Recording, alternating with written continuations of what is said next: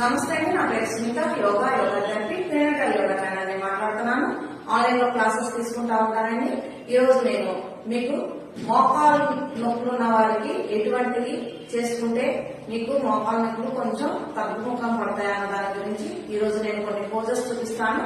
వాటిని జాగ్రత్తగా మీరు ఇంట్లో మీరు ఎక్కడైతే ఉంటారో అక్కడే కుర్చీలో మీద కానీ మంచం మీద కానీ కూర్చొని చేయవచ్చు. చూడండి, ముందుగా ఎప్పుడైనా మనం కూర్చునేటప్పుడు బ్యాక్ స్పైన్ నిటారుగా ఉంచుకోవాలంటే వెన్నుముక నిటారుగా ఉంచుకోవాలి. నిటారుగా ఉంచుకొని కూర్చున్న తర్వాత మీరు ముందుకు ఇలా కూర్చోలేకపోతే వెనక్కి జరిగి కుర్చీలో మంచిగా కూర్చోండి. కూర్చున్న తర్వాత కుడి కాళ్ళను పైకి లేవండి. నిదానం పైకి లేపి పాదాన్ని వెనక్కి స్ట్రెచ్ చేసి పెట్టుకోండి. మీకు ఇక్కడ ఎక్కడైతే మోకాలు ఉన్నదో అక్కడ మోకాల దగ్గర టైట్ అవుతుంది. ఆ టైట్ అన్నది మీకు రావాలి. అలా ఉంచుకున్న తర్వాత 10 numbers కౌంట్ చేసిన తర్వాత మీరు నిదానంగా కుడి కాళ్ళని కింద తీసుకొచ్చుకోండి. అదేవిధంగా ఎడమ కాళ్ళను కూడా పైకి లేపి పాదాన్ని వెనక్కి స్ట్రెచ్ చేసి 10 numbers కౌంట్ చేసిన తర్వాత నిదానంగా ఎడమ కాళ్ళను కూడా కింద దించుకోండి. ఈ విధంగా 3 నుండి 5 రౌండ్లు చేయవచ్చు. తర్వాత వచ్చేసి కాళ్ళను ముందుకి వెనక్కి ఊపండి. ఫ్రీగా ముందుకి వెనక్కి. నొప్పి ఎక్కువగా ఉంటే ఇంకా స్లోగా చేయండి. నొప్పి కొంచెం లేదు పర్వాలేదు అనుకుంటే, చేసేటప్పుడు అంత నొప్పి అనిపించట్లేదు అనుకుంటే మామూలుగానే కొంచెం విసురుగా వేగంగా ఊపొచ్చండి, పర్వాలేదు. నొప్పి ఎక్కువగా ఉంటే మాత్రం చాలా స్లోగా చేయండి. చాలా స్లోగా అంటే చాలా స్లోగా చేయాలి, ఫాస్ట్ గా చేయాలి. మీ నొప్పిని బట్టి మీ యొక్క స్పీడ్ చూసుకోండి. తర్వాత కాళ్ళను రెండింటిని కూడా దగ్గరగా తీసుకొని సైడ్ మూవ్మెంట్ చేయండి. కాళ్ళను రెండింటిని దగ్గరగా తీసుకొని సైడ్ మూవ్మెంట్ చేయండి. సైడ్ మూవ్మెంట్ మీరు కొంతసేపు చేసిన తర్వాత 2 కాళ్ళను కూడా నేల మీద ఆనిగా కూర్చోండి. నేల మీద కంపల్సరిగా కాళ్ళు 2 ఆనాలి. శరీరం కూడా 2 పూస కూడా నిటారుగా ఉండేటట్టుగా చూసుకోండి. తర్వాత వచ్చేసి కాళ్ళని రెండింటిని కూడా క్రాస్ మూవ్మెంట్ చేయండి.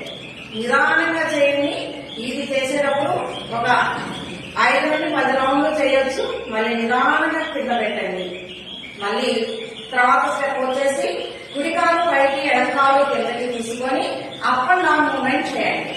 మీరు ఇలా పైకి లేపలేని పొజిషన్ లో పైన బెడ్ అయితే బెడ్ మీద మీరు గట్టిగా చేతులు అదుపు పెట్టి కుర్చీ అయితే కుర్చీని ఇలా పట్టుకొని శరీరాన్ని కరెక్ట్గా ఉంచుకున్న తర్వాత కాళ్ళని ఎంతవరకు పైకి లేపగలరో అంతవరకు మాత్రమే పైకి లేపండి. తర్వాత మళ్ళీ 5 రౌండ్లు చేసిన తర్వాత మళ్ళీ కాళ్ళు చేంజ్ అయ్యింది. ఎడమ కాళ్ళు పైకి కుడి కాళ్ళు కిందకి పెట్టుకొని మళ్ళీ పైకి కిందకి తీసుకొని రండి. తీసుకొని వచ్చి నిదానంగా కాళ్ళను కిందకి తీసుకొని నిదానంగా పెట్టండి.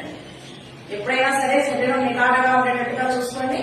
మళ్ళీ తర్వాత వచ్చేసి కుడి కాళ్ళను పైకి లేపి రౌండ్ చేయండి, సర్కిల్ చేయండి.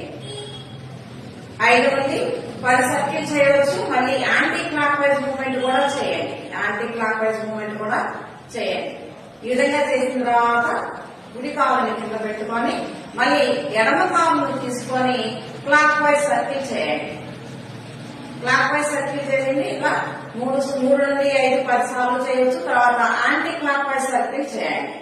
యాంటీ క్లాక్ వైజ్ సర్కిల్ చేసిన తర్వాత నిదానంగా 2 కాళ్ళను కింద పెట్టుకొని ఉండాలి. ఈ విధంగా మీరు రోజుకు మీకు ఎప్పుడైతే సమయం కుదురుతుందో అప్పుడల్లా చేస్తూ ఉండండి. ఇప్పుడు నేను చెప్పినవి అన్ని కూడా ఎక్కువ మోకాలు నొప్పులు, కాళ్ళలో ఎక్కడైనా ఎక్కువ విపరీతమైనటువంటి నొప్పులు ఉన్న వాళ్ళు చేయొద్దండి. నొప్పులు ఉన్న వాళ్ళు తప్పనిసరిగా యోగా ట్రైనర్ని సంప్రదించండి. నా యొక్క క్లాసెస్ తీసుకోవాలనుకుంటే నేను నా వీడియో మీద మీకు నెంబర్ ఇస్తాను. దాన్ని కాంటాక్ట్ చేసి మీకు కావాల్సిన టైంలో క్లాసెస్ బుక్ చేసుకోండి. అందరూ ఆరోగ్యంగా ఉండాలని కోరుకుంటూ నమస్తే.